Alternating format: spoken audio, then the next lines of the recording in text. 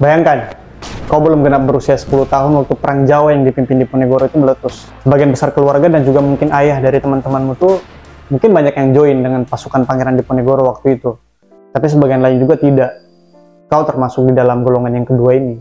Tapi waktu itu kau belum terlalu paham dengan rumitnya politik semacam ini. Yang jelas, buyutmu dan kemudian keluargamu bisa jadi penguasa di Pantura Jawa itu karena dukungan Belanda. Ataupun yang dari kecil itu tumbuh besar di rumah Bupati Semarang, akhirnya itu harus pindah ke Bogor mengikut seorang pelukis bayaran Belanda dan dia mengajari melukis di sana. Dari kenalan dengan banyak pejabat tinggi kolonial waktu itu, waktu umur 15 akhirnya aku bisa pergi ke Eropa dan mendapat beasiswa yang langsung disponsori oleh Raja Willem I. Begitulah 20 tahun kemudian kau di Eropa berkelana dan terus melukis sampai raja-raja di sana itu notice dan sangat kagum dengan hasil karya yang kau ciptakan. Sampai ketika sebelum kau pulang ke tanah airmu sendiri, kau sempat diberikan gelar kehormatan oleh Raja Belanda sendiri berupa pelukis sang raja. Dan atas gelar itu di Jawa kau berhak mendapatkan gaji 400 gulden per bulan. Benar sekali. Kita sedang membicarakan Raden Saleh, seorang pelukis yang namanya itu ibarat dewa dalam sejarah kesenian Indonesia. Kebetulan kemarin di Galnas itu ada pameran yang menampilkan 50 karya maestro Indonesia. Ada Haryadi, Afandi, Rustamaji, Edi Hara, sampai ada juga Raden Saleh. Sebenarnya tujuan kami ke sana itu adalah untuk melihat-lihat lukisan Raden Saleh. Sayangnya pas tiba di sana kami mendapati yang dipajang itu hanya satu lukisan Raden Saleh saja. Tapi sebagai orang awam saya merasa memang kualitas karya Raden Saleh ini tuh tidak main-main. Kamu bisa perhatiin ya, ada macam-macam lukisan dengan gaya yang berbeda-beda. Kayak Afandi dengan gaya abstraknya dan ekspresionalismenya, kemudian Raden Saleh dengan romantisismenya, kemudian Rostamaji dengan realisnya. Jadi setiap seniman tuh punya aliran atau gaya melukisnya masing-masing dan itu menjadi ciri khas dari setiap seniman. Kalau aku ada dua lukisan Raden Saleh yang paling terkenal. Yang pertama penangkapan Pangeran Diponegoro. Kamu pernah lihat di film Mencuri Raden Saleh ya. Sama yang kedua tuh Pemburu Diserang Harimau. Nah, dua lukisan ini jadi sangat terkenal karena yang pertama penangkapan Pangeran Diponegoro itu selain karena memang tekniknya yang luar biasa dan kita bisa merasakan emosi yang sangat kuat di dalam lukisan itu, tetapi ada makna simbolik yang ingin disampaikan Raden Saleh lewat karya tersebut. Ini berupa kritik dan perlawanan terhadap kolonialisme pada waktu itu.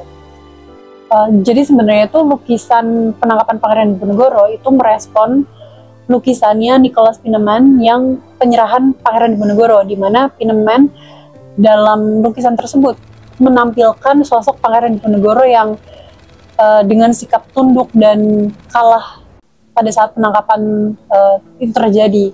Tetapi sebaliknya, Raden Saleh berusaha untuk menggambarkan sosok Pangeran Diponegoro yang dia tetap berdiri tegak dengan kepala yang agak mendongak, untuk menggambarkan bahwa Pangeran Diponegoro itu sosok yang berani dan tetap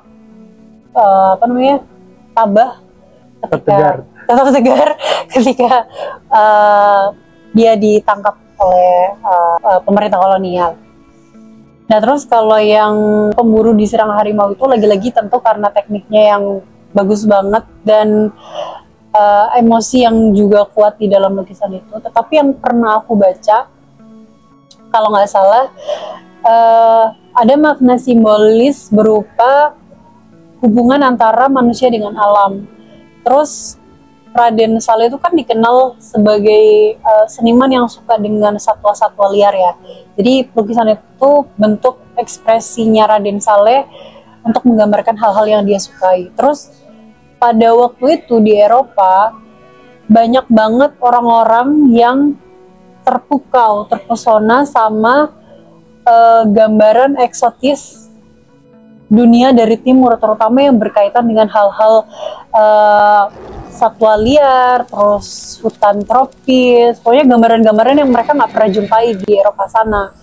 Dan karya ini itu udah pernah dipamerin di galeri-galeri penting di Eropa dan membawa nama Raden Saleh semakin dikenal di sana.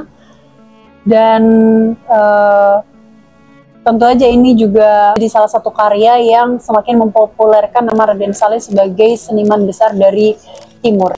Dan saya pun mengerti mengapa pada masa itu dia sangat disegani di Eropa. Bagiku sendiri, Raden Saleh itu merupakan salah satu contoh konkret dari bagaimana orang yang punya privilege memanfaatkan privilege-nya dengan baik. Kalau baca riwayat hidupnya, baik yang ditulis oleh Harsha Bhatyar maupun Peter Carey, kita mendapati meskipun dia adalah keturunan bangsawan, tapi dia bukan tipikal bangsawan yang suka duduk-duduk manja. Dia berkarya, coy. Saya juga baru tahu, ternyata selain sebagai seorang pelukis, Raden Saleh juga ini tuh merupakan seorang ilmuwan. Dia itu arkeolog dan seorang pengumpul naskah. Sementara pas abad 19, tahun 1800, orang-orang Eropa itu benar-benar pengen tahu banyak tentang Nusantara. Dan mereka tuh datang ke sini dengan agenda ilmu pengetahuan. Dan makanya kenapa kemudian kalau kita baca sejarah, di tahun-tahun itu banyak profesor-profesor, peneliti-peneliti dari Eropa itu datang ke sini melakukan pencatatan. Lembaga-lembaga ilmu pengetahuan seperti KITLV juga kemudian dibentuk waktu itu. Dan Raden Saleh itu menjadi salah satu anggota pertama yang punya posisi cukup terhormat di lembaga ilmu pengetahuan modern semacam ini. Karena dia memang sejak kecil waktu pertama pindah ke Bogor, itu sudah sering terlibat dalam proyek-proyek ilmuwan, yang waktu itu salah satunya adalah Profesor Reinward. Dan Raden Saleh ini ditugaskan untuk melukis hewan dan tumbuh-tumbuhan yang perlu didokumentasikan dalam proyek tersebut. Coba kalian bayangkan, untuk satu keperluan ilmiah, seberapa detail satu lukisan itu harus dibuat. Kalau sekarang itu mungkin gampang ya, karena ada foto, ada video mungkin juga. Tapi bayangin, kalau dulu, lukisan coy.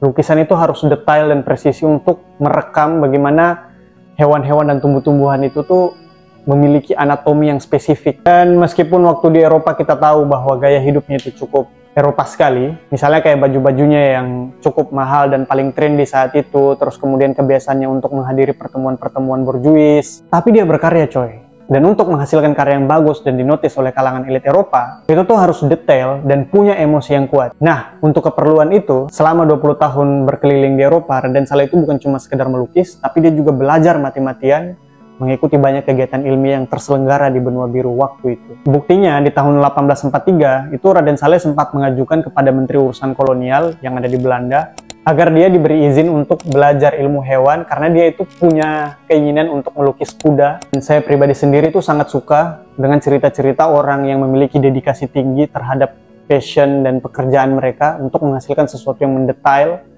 Tapi dengan segala kehebatannya ini, nama Raden Saleh itu bagiku tetap samar-samar. Bahkan, semua pencapaian yang luar biasa itu terkesan malu-malu kita akui. Bayangkan, hampir 10 tahun, dari tahun 2012 sampai tahun 2021, pengusulan Raden Saleh sebagai pahlawan nasional itu belum menghasilkan apapun. Orang-orang masih sibuk berdebat. Ada kelompok yang tidak sepakat dengan status kepahlawanan yang jika diberikan kepada Raden Saleh dengan dalih bahwa Raden Saleh itu sangat kolonial. Dia itu seorang loyalis kolonial tulen kalau mau dibilang. Dan dia juga tidak terlalu suka dengan kekacauan yang ditimbulkan oleh revolusi. Misalnya waktu revolusi Februari di tahun 1848 pecah di Perancis, itu tuh Raden Saleh ada di sana. Dia menyaksikan langsung bagaimana teman-teman bangsawannya itu tuh kocar-kacir lari dari negerinya.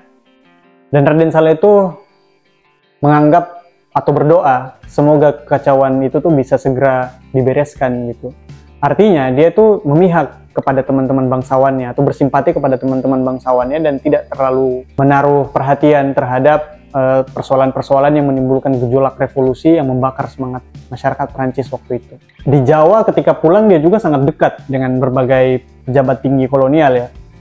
Dari mulai residen sampai gubernur jenderal, ekspedisi-ekspedisi yang dia lakukan itu tuh banyak disponsori oleh pemerintah kolonial. Dan banyak hasil dari ekspedisi itu, baik berupa fosil maupun manuskrip-manuskrip itu dia persembahkan kepada lembaga ilmu pengetahuan dan kepada pemerintah kolonial itu sendiri gitu. Ya kan yang biayai mereka ya. Ya karena dia juga merupakan seorang pelukis sang raja yang digaji 400 gulden sebulan, banyak karya-karyanya itu yang dihasilkan itu diberikan secara cuma-cuma kepada raja-raja Belanda, kepada raja-raja yang lain di Eropa. Tapi ya begitulah hidup ya, begitulah dunia bekerja. Dan menurutku ini Raden Saleh mau diakui pahlawan atau tidak, dia tetap orang yang keren. Dia adalah salah satu contoh orang yang punya dedikasi, bekerja sebaik-baiknya, dan menghasilkan karya-karya monumental yang membuat harum nama Republik Indonesia sampai hari ini. Lagi pula coba kita bayangkan, abad 19, tahun 1800, karena bakat kita sebagai pelukis, kita itu akhirnya bisa punya kesempatan untuk dinotis oleh komunitas internasional yang expert di bidang kita waktu itu.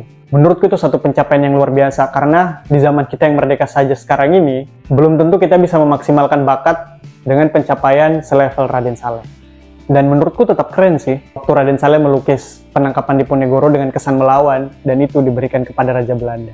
Judul lukisannya bahkan itu menggunakan kata penangkapan, berbeda dengan versi lukisan yang ditulis oleh pelukis Belanda yang punya judul itu adalah penyerahan Pangeran Diponegoro. Penangkapan tentu punya konotasi yang lebih tegas dan perjuangan sampai akhir yang tidak kenal menyerah oleh sang pangeran, yang kemudian kita akui sebagai pahlawan nasional Republik Indonesia hari ini. Dalam perdebatan kita, orang-orang menganggap bahwa persembahan lukisan tersebut kepada Raja Belanda itu tuh menunjukkan kedekatan Pangeran Diponegoro terhadap penguasa-penguasa kolonial waktu itu. Tetapi di sisi lain, isi dari lukisan tersebut yang sebenarnya adalah untuk mengkritik narasi dominan waktu itu tuh di pihak lain menganggap itu sebagai satu tindakan yang nasionalis. Lagi pula kan sekarang banyak hasil karya Raden Saleh dan juga hasil kerja-kerjanya dengan pemerintah kolonial, seperti misalnya rumahnya di Cikini, atau kebun raya Bogor, kebun binatang Ragunan, dan semacamnya itu kita nikmati kok. Dan kita bangga-banggakan. Jadi, menurutku, kalau kita mau menghargai orang karena legasi dan pencapaiannya, dan bagaimana dia mempertanggungjawabkan privilege-nya, sebagai satu contoh yang kita butuhkan hari ini, Raden Saleh pantas menjadi pahlawan nasional. Selamat Hari Pahlawan.